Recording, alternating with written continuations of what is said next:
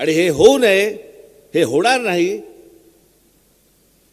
हे सगळ्यांना माहिती आहे. प्रत्येक राजकीय पक्षाच्या पुढाऱ्यांना माहिती आहे. जे जे तुम्हाला येऊन विचार सांगतायत ना की हे आम्हाला आरक्षण आम्ही देतो म्हणून, आले की पहिल्यांदा विचारा कसं.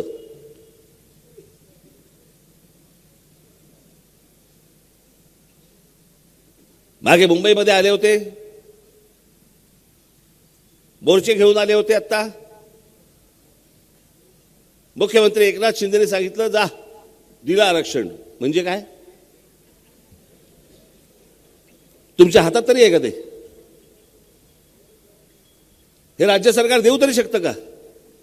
कोणतेही राज्य सरकार देऊ शकतं का? असा तामिळनाडूमध्ये असा प्रकार झाला आणि तामिळनाडूच्या राज्य सरकारने तिकडच्या कुठच्या एका जातीच्या संदर्भात सांगितलं आरक्षण दिलं. आज तो विषय अजूनही सुप्रीम कोर्टामध्ये पडलेला आहे, काही निकाल लागलेला नाही त्याचा. जी गोष्ट घडू शकत नाही, जी गोष्ट होऊ शकत नाही, त्याच्यामध्ये आज आम्ही भांडतो आहोत, आम्ही आज वाद घालतो आहोत, आम्ही एकमेकांना शिव्या घालतो आहोत, आम्ही एकमेकांची तोंड पाहायला तयार नाही आहोत. आमच्या साधू संतांनी ही शिकवण दिली आम्हाला.